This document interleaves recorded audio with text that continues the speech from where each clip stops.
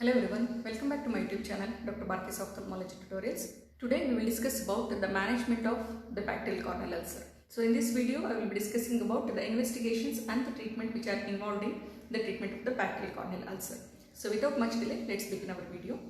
Whenever you are asked about the management, don't jump to the treatment. So give your time for the investigations first, then move on to the treatment.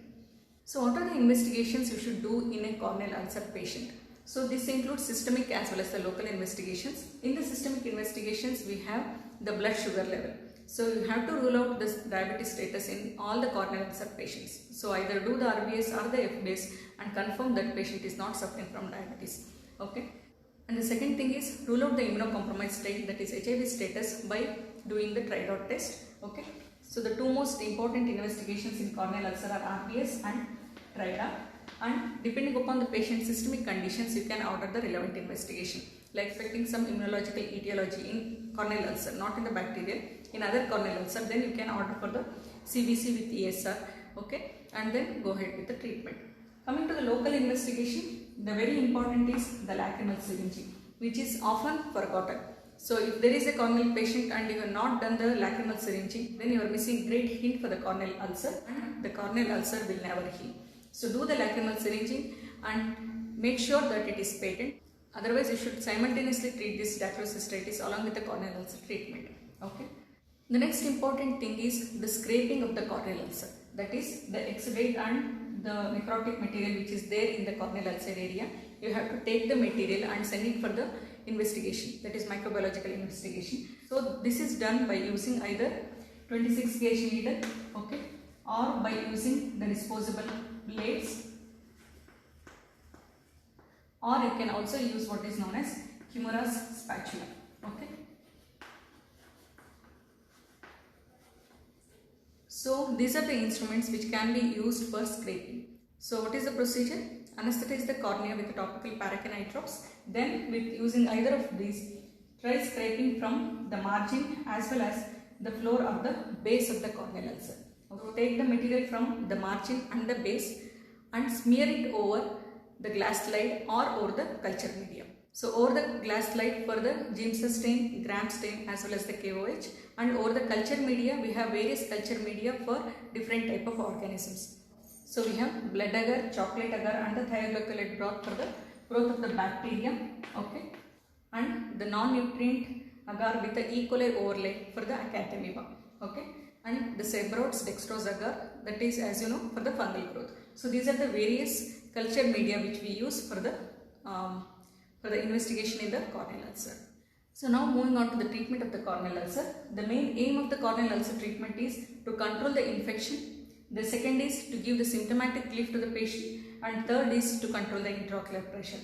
So first we will see the control of infection. So on clinical examination you are suspecting the bacterial corneal ulcer. So you will start with the antibacterial therapy. So that can be either monotherapy or the combination of the fortified eye drops. Okay. In the monotherapy we usually use the gatifloxacin or the moxifloxacin eye drops. Ofloxacin should be avoided because there are chances of perforation of the corneal ulcer with the usage of the ofloxacin. So go with either moxifloxacin or the gatifloxacin eye drops. Then comes what is known as fortified eye drops.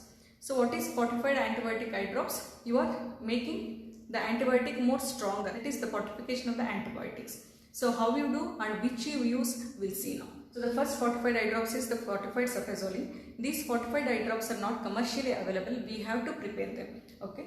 So this is prepared by using the cefazolin injections. So the concentration what we should deliver to the eye is 0.5% concentration. So that is nothing but 50 mg per ml of the drug we should deliver to the eye.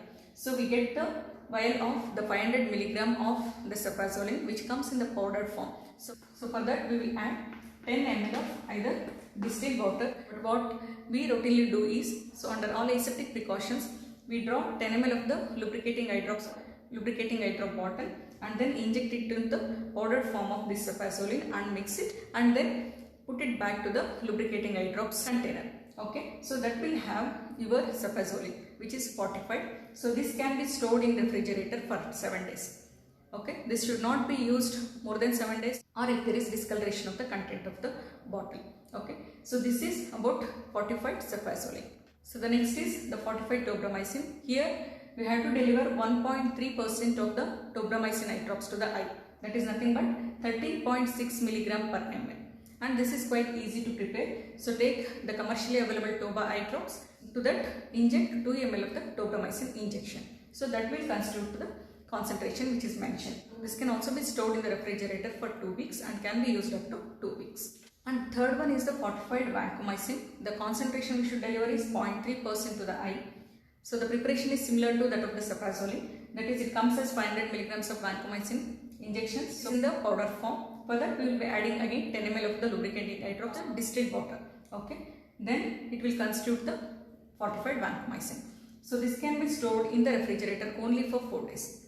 Okay. So remember the fortified antibiotics, that is cefazolin, tobramycin and the vancomycin. How much of the concentration should reach the eye, how you are going to prepare that, and for how long you can store the eye drops. So how to use all these antibiotics? So usually we use the combination of either cefazolin or the tobramycin, which will cover both the aerobic and the anaerobic organisms.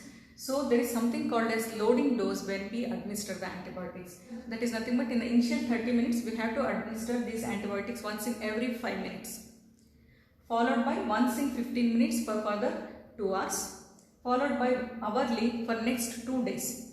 Okay. Then we should go for 2 hourly administration in daytime and 4th hourly administration in the night time till you feel that the corneal ulcer is responding to your treatment.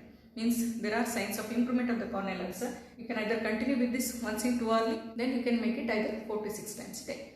So this is about the management of the infection part, that is the control of infection. Next, moving on to the symptomatic treatment to the corneal ulcer patient. So as you know, these corneal ulcer patients will be having severe pain and photophobia. So to alleviate the pain, we should use the atropine.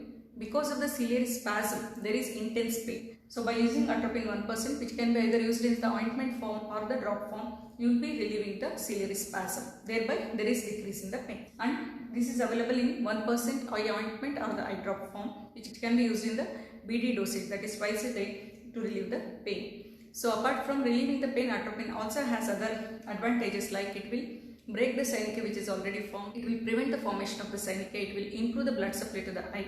So all those are added advantages of the atropine. And for the photophobia, you can always use the dark goggles to relieve the photophobia. You can use hot fomentation also, which will improve the blood supply, thereby giving some soothing effect. You can use the multivitamin and the vitamin C, which will help in forming the lamellae of the cornea. And the rest and good diet is must whenever you are treating the corneal ulcer patients. So what is the role of systemic antibiotics in corneal ulcer? You should use the systemic antibiotics whenever there is corneal ulcer perforation or the corneal ulcer is involving the sclera. So those are 2 indications for systemic antibiotics use. So now coming to third part of the management, that is the control of the intraocular pressure. Whenever you feel that the intraocular pressure is raised, either use the mannitol or the Dimox tablets or even the topical anti-glaucoma medications to control the intraocular pressure. So unless you control the intraocular pressure, corneal ulcer is not going to heal. So you have given the treatment, and if the corneal ulcer is responding as you expect, then fine. So what if the corneal ulcer is not responding to a treatment, that is non-healing corneal ulcer? How you go about such cases? Then the first thing is you should look for the causes which are there either locally in the eye or in the system, that is in the body.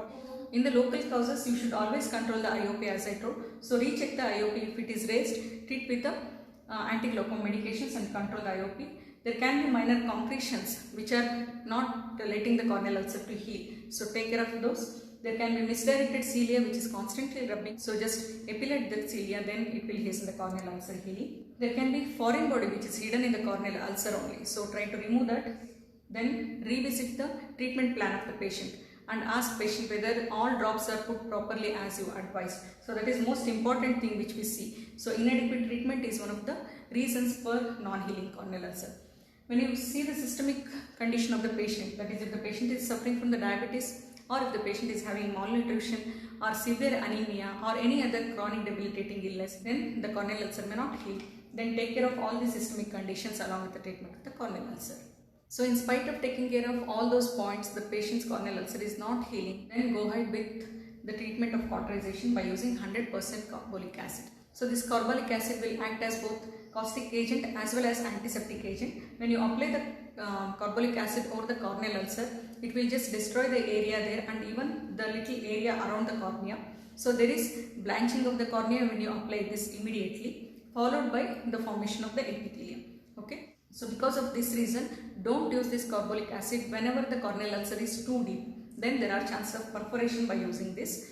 And do not use this carbolic acid on the conjunctiva. So if you use it on the conjunctiva, it can leave a raw surface, thereby leading to adhesion between the eyelids and the conjunctiva, leading to the seminiferum formation. So this carbolic acid should not be used over the conjunctiva and whenever the corneal ulcer is deep. And the third option in the treatment of non-healing corneal ulcer is the bandage contact lens, okay, which will help in healing. And the fourth is the peritomy, that is the desensitization of the conjunctiva from the limbal area near to the corneal ulcer. So this will help whenever you are suspecting the immunological agent as the cause for the corneal ulcer. So how we go about when there is impending perforation? So whenever you are examining the corneal ulcer, you feel that this corneal ulcer may perforate. So the immediate measure is avoid straining, or it is no strain at all from the patient. Okay, so give proper instruction for the patient not to strain at any cost. Or you can use the pressure bandage till you control the intraocular pressure, or you arrange for some other alternative treatment. Okay, then decrease the intraocular pressure either by using mannitol or Dimox or the topical anti-glaucoma medications. You can also use what is known as tissue adhesive glue, cyanoacrylate glue, which can be applied over the corneal ulcer, so that will act as a scaffold to prevent the corneal ulcer perforation. You can also use the bandage contact lens. You can use the conjunctival flap only to cover the corneal ulcer area, and even the amniotic membrane graft will also serve the same purpose. And the final thing is the penetrating keratoplasty, especially the tectonic keratoplasty, to strengthen the corneal ulcer area. Okay, so these are the treatment options for impending corneal ulcer perforation. So how you manage if the corneal ulcer perforates? So here immediately you should restore the integrity of the cornea. Treatment of the perforated corneal ulcer depends upon the size of perforation. If it is very small, you can go ahead with the tissue adhesive glue or the cyanoacrylate glue and seal the perforation. Or you can use the conjunctival flap or the BCL or the bandage contact lens. So that will temporarily prevent the complications of the corneal ulcer perforation. The ultimate answer for this is the therapeutic keratoplasty or the tectonic keratoplasty to restore the integrity of the cornea. So once the corneal ulcer heals, it will form a scar. So once the scar is formed, it is difficult to regain the transparency of the cornea. Okay, it is almost not possible. But in younger children, this scar improves to some extent, and there can be improvement in case of nebular grade of corneal opacities. And because of this corneal ulcer healing, that is the scar formation, there is some irregularity over the corneal surface. So that you can tackle by using the rigid contact lens, which will improve the vision to some extent. Suppose there is complete corneal opacity, then you can use the cosmetic contact lens, okay, or you can use the tattooing with using India Ink to just improve the cosmesis.